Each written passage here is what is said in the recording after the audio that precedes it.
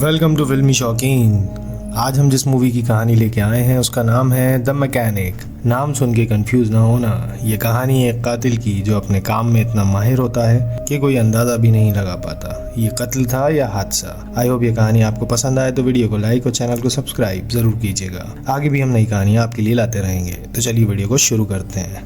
कहानी की शुरुआत में हम देखते हैं एक शख्स को जो कि कोलंबिया का एक बहुत बड़ा गैंगस्टर है। वो प्लेन से उतरता है और अपनी कार में बैठता है। उसके साथ कारों का एक बड़ा काफिला होता है और उसके साथ कई सारे बॉडीगार्ड्स भी होते हैं। फिर वो अपने घर जाता है। घर पहुंचते ही वो स्विमिंग पूल में नहाने चला जाता है। जैसे ही वो पूल में नहा रहा होता है तभी स्विमिंग पूल के तल पे उसकी नज़र पड़ती है एक घड़ी पे जो कि उसी की होती है। फिर वो घड़ी के पास जाता है तभी एक आदमी उसको पकड़ लेता है और उसको डुबाने लगता है। वो बचने की बहुत कोशिश करता है पर वो बच नहीं पाता, वहीं उसकी मौत हो जाती है। तभी उसके गार्ड की नज़र उस पर पड़ती है पर वो आदमी उसे बड़ी चालाकी से तैराने लगता है। गार्ड भी वहाँ से चले जाते हैं। फिर हम देखते हैं उस आदमी को जो कि पानी से बाहर आ गया है। उसका नाम है आर्थर बिशप। ये एक मैकेनिक है, यानी कि एक प्रोफेशनल कातिल। फिर गार्ड्स को भी पता चल जाता है उनका बॉस मर चुका है। फिर बिशप वहाँ से बड़ी चालाकी से निकल जाता है। अगले सीन में हम देखते हैं कि बिशप अपने घर आ चुका है। फिर हम देखते हैं कि जितनी चालाकी से उसने कत्ल को अंजाम दिया था वो सारी प्लानिंग उसने पहले से ही करी होती है। उसने हर पहलू के बारे में बड़ी बारीकी से सोचा होता है ताकि वो कत्ल नहीं बल्कि एक हादसे की तरह लगे। फिर बिशप अपनी गाड़ी में बैठता है और एक रेस्टोरेंट में जाता है। वहाँ एक शख्स से मिलता है जिसका नाम है हैरी मैकेना और हमें यहाँ पता चलता है कि हैरी बिशप का मेंटर है। उसी ने बिशप को सब कुछ सिखाया होता है और हैरी उस कंपनी की लीडर्स में से होता है जो बिशप को काम देते हैं। कुछ देर बात करने के बाद बिशप अपनी पेमेंट लेता है और वहाँ से चला जाता है। फिर अगले सीन में हम देखते हैं बिशप को एक कॉन्ट्रैक्ट दिखाई देता है जो कि हैरी का होता है। वो ये देख के शॉक हो जाता है क्योंकि हैरी उसका मेंटर होता है। फिर वो फ़ोन करता है अपनी कंपनी के एक और लीडर को जिसका नाम डीन होता है और डीन ने ही हैरी का कॉन्ट्रैक्ट निकाला होता है और वो बिशप को मिलने के लिए बुलाता है। बिशप डीन से मिलने जाता है। फिर डीन उसे बताता है कि हैरी ने हमसे गद्दारी की है इसलिए मैंने उसका कॉन्ट्रैक्ट निकाला है। उसने साउथ अफ्रीका में एक मिशन के दौरान हमारे 5 एजेंट्स की मुखबिरी की है और उस वजह से वो 5 मारे गए। और वो बिशप को हैरी के बैंक स्टेटमेंट भी दिखाता है जिसमें बहुत पैसा आया दिखाई देता है और वो ये भी बताता है कि मिशन की जानकारी मेरे और हैरी के पास थी, इसलिए शक की कोई गुंजाइश नहीं है कि हैरी ने ही गद्दारी की है। ये सब देख के बिशप को भी यकीन हो जाता है, इसलिए डीन हैरी को मारने का कॉन्ट्रैक्ट बिशप को ही देता है क्योंकि वो सबसे बेस्ट है।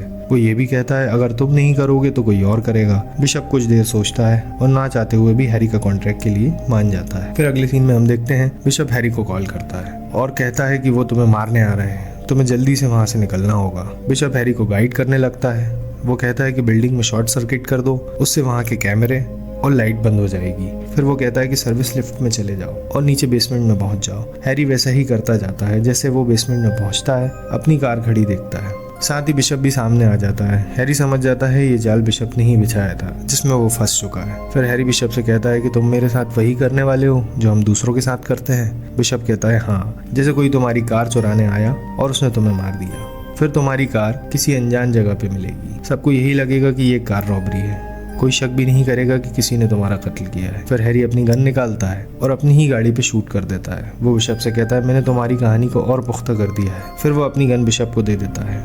बिशप कहता है कि तुम मुझे भी शूट कर सकते थे।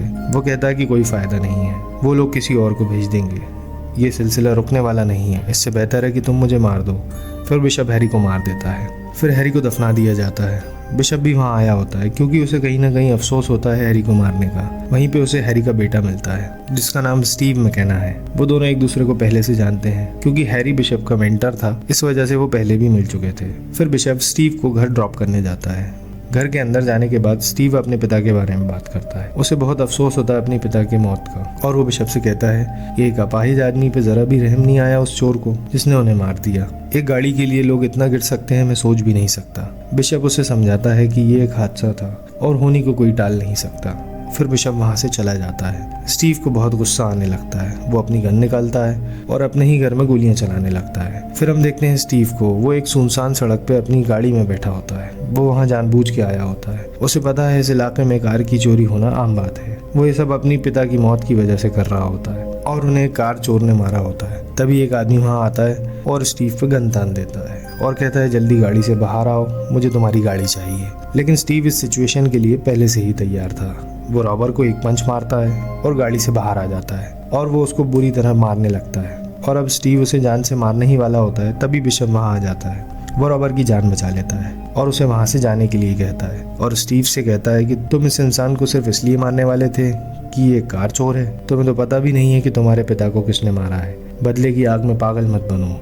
इससे पहले कि कोई तुम्हें यहाँ देखे, यहाँ से चले जाओ। फिर स्टीव वहाँ से चला जाता है। अगले दिन स्टीव बिशप के पास जाता है। वो बिशप से माफ़ी मांगता है और कहता है कि जो भी कल रात हुआ था मैं वो गलती दोबारा नहीं करूँगा। मुझे जीने का मकसद मिल गया है। मैं चाहता हूँ कि तुम मुझे अपनी तरह ट्रेन कर दो। मैं भी तुम्हारे साथ काम करना चाहता हूँ। मुझे पता है कि जब तुम धंधे में नए आए थे तब मेरे पिता ने तुम्हें सब कुछ सिखाया था और तुम्हें सबसे बेस्ट बनाया था। इस वजह से तुम उनके एहसानमंद हो और मैं उनका बेटा हूँ, इसलिए तुम मेरे भी एहसानमंद हो। मैं चाहता हूँ कि तुम मुझे सब कुछ सिखाओ। पर बिशप उसको कोई जवाब नहीं देता और वहाँ से चला जाता है। फिर बिशप बहुत विचार करता है और फाइनली स्टीव को कॉल करता है। फिर स्टीव को अगले दिन एक लोकेशन पे बुलाता है। फिर हम देखते हैं कि वो एक पेट शॉप होती है। बिशप वहाँ से एक पपी स्टीव को दिलाता है और उसे कहता है इसकी देखभाल करो और एक कैफे का पता बताता है। बिशप स्टीव से कहता है कि तुम्हें हर रोज इस पपी को एक कैफे में लेके जाना है अगले कुछ दिनों तक। स्टीव वैसा ही करता है। वो रोज सुबह उठता है और कैफे में जाता है और वहाँ कुछ देर रहने के बाद वहाँ से वापस आ जाता है। ये सिलसिला ऐसे ही चलता रहता है। फिर बिशप स्टीव को बताता है कि इस धंधे में आना इतना आसान नहीं है जितना तुम समझ रहे हो।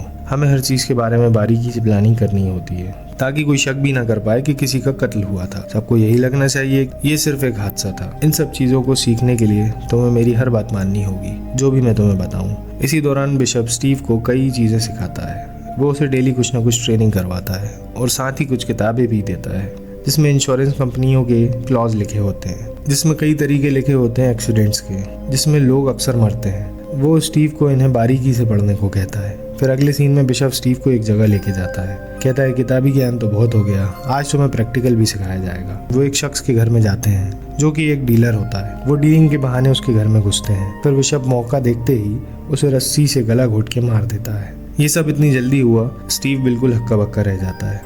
फिर बिशप उसे रस्सी के सहारे दीवार से टिका देता है ताकि देखने वाले को यह हादसा लगे। स्टीव ये सब ऑब्जर्व करता है। फिर वो दोनों वहाँ से निकल जाते हैं। फिर बिशप स्टीव को अपने घर लेके आता है। स्टीव बिशप की घर की चीज़ों को देखता है।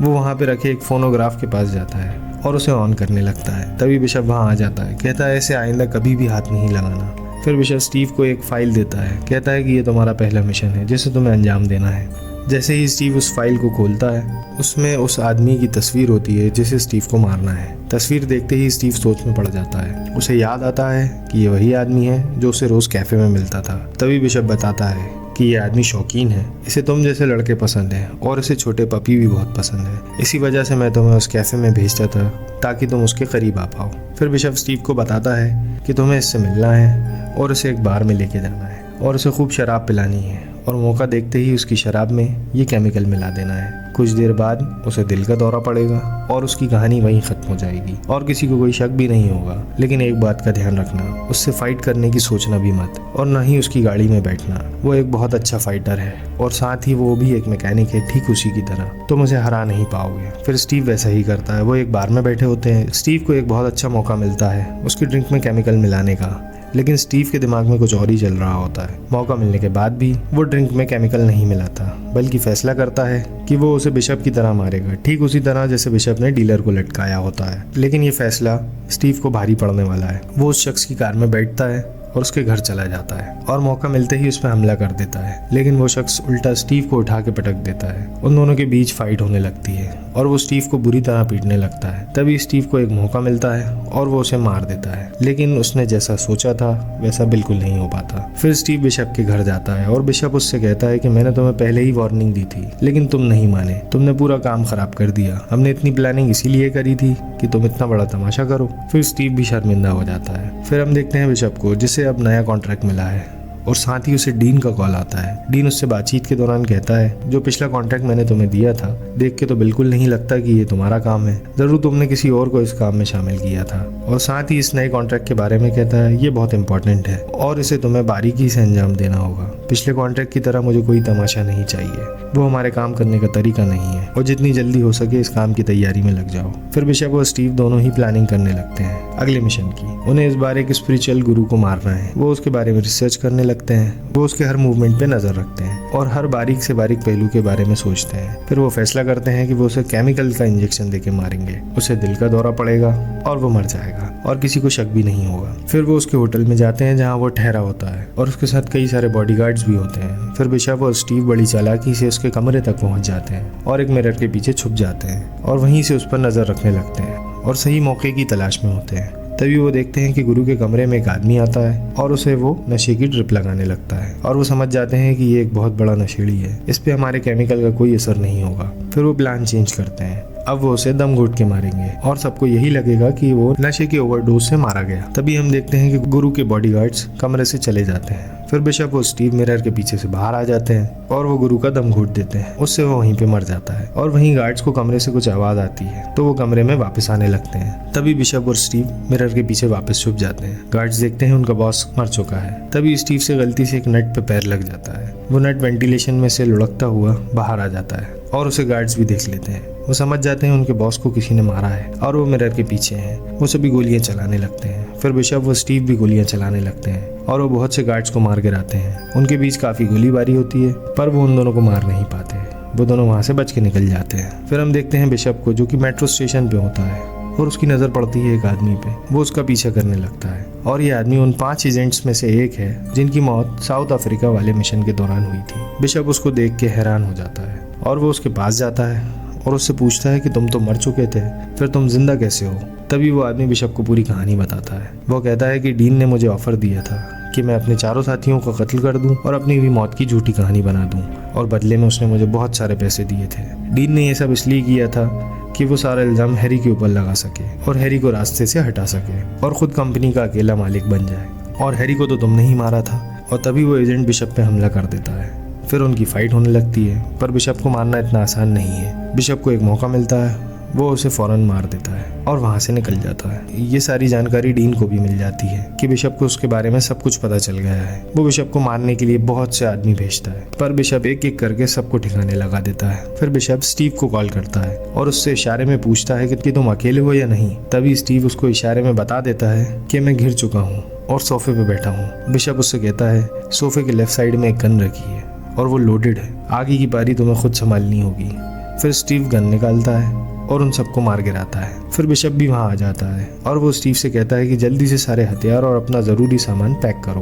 वो दोनों वहां से निकलने की तैयारी करने लगते हैं। तभी स्टीव की नजर एक गन पे पड़ती है। वो उसे पहचान जाता है कि ये उसके पिता की गन है और स्टीव समझ जाता है कि उसके पिता को बिशप नहीं मारा है, पर वो उस वक्त कोई रिएक्शन नहीं देता और वो दोनों वहां से निकल जाते हैं और डीन को मारने की प्लानिंग करने लगते हैं। वो उसकी बिल्डिंग में घुस जाते हैं और उसे कॉल करते हैं और डीन इस बात से घबरा जाता है कि बिशप बिल्डिंग में आ चुका है। वो अपने बॉडीगार्ड्स के साथ बिल्डिंग से निकलने लगता है, लेकिन ये सारा प्लान बिशप और स्टीव का होता है डीन को बिल्डिंग से बाहर लाने का। वो रास्ते में डीन पे हमला कर देते हैं और उसके सारे गार्ड्स को मार देते हैं और आखिर में डीन को भी गोलियों से भून देते हैं। डीन की कहानी भी अब खत्म हो जाती है। फिर हम देखते हैं स्टीव और बिशप गाड़ी में एक साथ जा रहे होते हैं और बातचीत कर रहे होते हैं। बातचीत के दौरान स्टीव कुछ सामान उठाने के लिए झुकता है। तभी बिशप की नजर उसकी गन पे पड़ जाती है। वो पहचान जाता है कि ये हैरी की गन है। वो समझ जाता है कि स्टीव जानता है कि उसके पिता को मैंने मारा है। अब बिशप भी अलर्ट हो जाता है क्योंकि उसे पता है स्टीव अपने पिता की मौत का बदला जरूर लेगा। तभी वो एक पेट्रोल टैंक पे रुकते हैं और स्टीव जानबूझकर गाड़ी का पेट्रोल ओवरफ्लो कर देता है। बहुत सा पेट्रोल गाड़ी के नीचे गिर जाता है। स्टीव वहां से दूर जाता है और गाड़ी के नीचे गोली चला देता है।